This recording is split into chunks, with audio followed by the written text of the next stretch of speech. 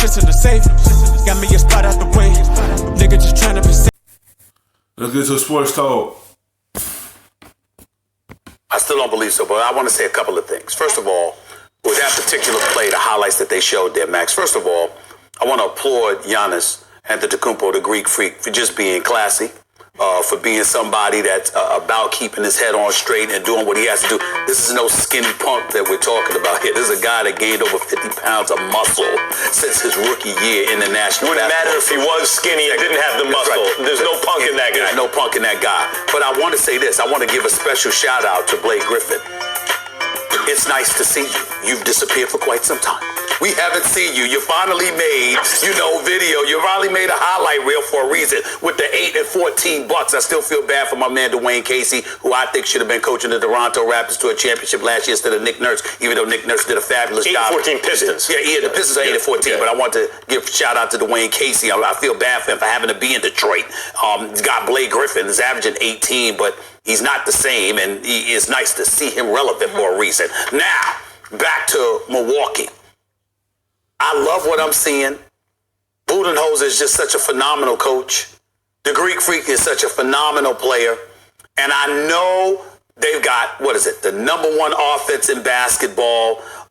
Listen, I'm just looking at them right now. They're number 3 in attempts for three-point shots, even though they're 18th in the league. I'm looking at Middleton averaging 17. I'm looking at Bledsoe averaging 15. I'm looking at Brook Lopez, all right? Wesley Matthews, I like that pickup for them in the offseason. I got all of that. 3 and D. All right? Ilyasova and these boys are still there, George Hill. But I'm just of the mindset that the Philadelphia 76ers, that man-child that is Joel Embiid, I got on him when he did a donut the other day, and I don't regret that one bit because you're too great to be playing 30-plus minutes and score 0 points. Then he dropped 33. And then he dropped 33. You're damn right he did. Because that's what you're supposed to do when you are Joel Embiid. He's that big time. Play like it. I know Ben Simmons still has to work on his jump shot. But my God, what he's doing on the defensive side of the ball. This brother's special, man. Ben Simmons is a special player.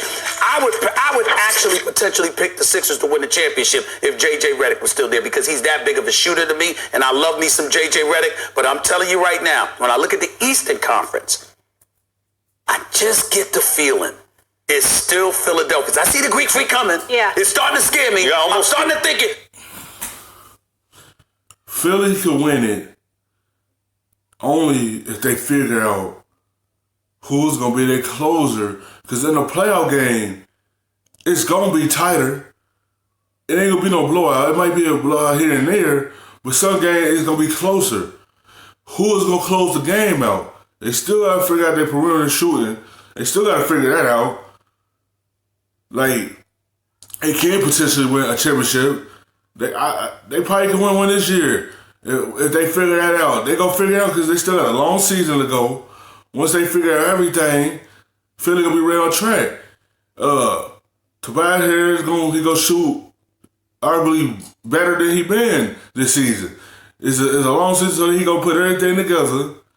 And they outside shooter gonna be all right by the time the playoff come.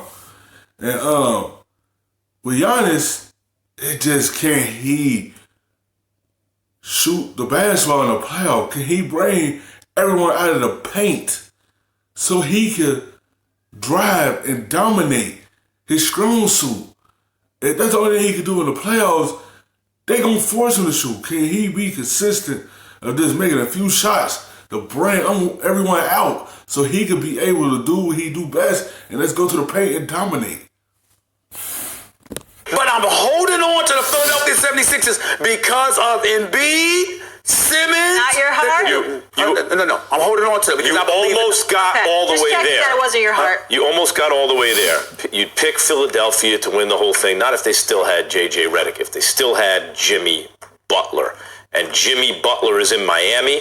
And folks, don't be surprised if Miami shocks the world come playoff time. I've been watching Miami. There's no Kawhi in the Eastern Conference anymore. I'm proud of him, but remember, who's the two-way wing? You remember though?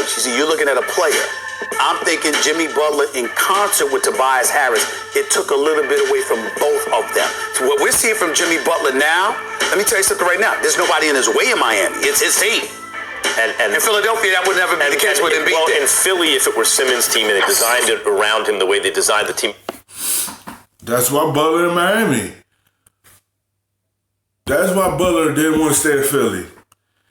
Because he know the two main guys in Philly is Embiid and Simmons. That's their team.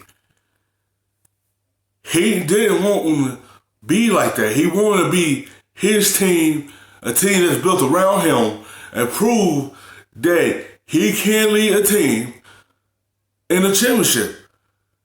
That's why he went to Miami, because he always wanted to go there, because he loved the culture there, and he liked the way, he liked Wade, so he wanted to go there and keep the tradition going. He just wanted his own team. They ain't in his way no more. It's his team. And they put the right players around Jimmy Butler. And that's what they wanted to do. And that's all Butler wanted, was to have his own team. He didn't want to be with Simmons and Embiid. Because he knew that wasn't his team. It was their team. So that's why he wanted to get out of there. Around Antetokounmpo and Milwaukee, I would go with you with Philly. I'm starting to have real reservations about Philadelphia. So am I. And look, you're absolutely right. Ben Simmons' defense has been off the charts this year. And I've seen things that said, actually, he's not as good defensively as you think. Ridiculous. If you watch the games, he's been amazing defensively. Yes, he has. But the offense, Stephen A., he should be, like, the thing about the Sixers is they should have Embiid and the Greek Freak. Simmons should basically be the Greek Freak with better handles, because that's really what he is. But he hasn't developed that way, whether that's work ethic, not even knocking Simmons, I'm just pointing out the Greek Freak, or the way they've developed the team around him, or both, whatever it is, they don't have that. But do you know what the Milwaukee Bucks do have? They have Antetokounmpo, and they lost Brogdon. Ben Simmons is one of those guys that's pass first before he scored. That's the type of player he is. He could dominate offense as well, but he just a pass first point guard. And they lost Mirotic, who never really got to play healthy with the team last year. And yet they're better than they were, and he's better than he was. You said it in the beginning. This is a special person.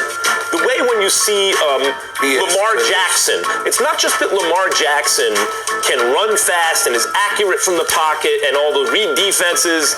And look at the way his teammates respond to him. Look at the way Lamar Jackson handles himself at press conferences. It's one thing to be a 1 in a million or a 1 in a billion athlete, but then also be a 1 in a million person who can handle all that the way he does. That's what the Greek Freak is. The level of emotional maturity that he shows, to me, is different than Embiid or Simmons. And that, more than anything, more than the fact that his stats say he's the best player in the world right now, including LeBron and Luka, the numbers say, actually, the Freak, highest PER in the game, and he plays defense. Yep. And he's significantly better than he was last year when he was at the MVP. That guy is why I say right now it's looking increasingly like it will be them. It is looking increasingly like it will be them, but I will remind you that the 76ers have a top 5 defense in the National Basketball Association. That's number 1. Number 2, just imagine for a second, and I just pause for a second, Max. Forget the overall skills that Joel Embiid had. And see, this is what I'm begging for. I openly admit this is what I'm begging for. Could you imagine if Joel Embiid just got ticked and just said, you know what? Give me the damn ball. Ain't no jumpers. No pretty boy stuff. I'm going to be a man-child amongst boys. Let me show you with his footwork, his interior ability, his size, his girth. So in other words, touch. if he were the Greek Freak. No. That's all. If he demand the basketball and just dominate, Sixers be unstoppable. Like, Sixers are already a good team. But he just don't dominate the basketball. He just don't say, give me the ball. It's like, that's what he is. He just a scratch center. And he like to dribble like a point guard to be able to get to the rack. Because he got Simmons that's dominating the basketball and look for him. That's what he had. He just looking like, I have a point guard with good handles that'll give me open shots. And I'm trusting him. So he don't demand the basketball like that. He he had that mentality because that dude's already what like I'm saying is, Just I saying think the it's going to be potential of what it could required, be. and I think that ultimately, as the season progresses, you're going to see that from Joel Embiid. Thanks for watching ESPN on YouTube. For more sports highlights and analysis, be sure to download the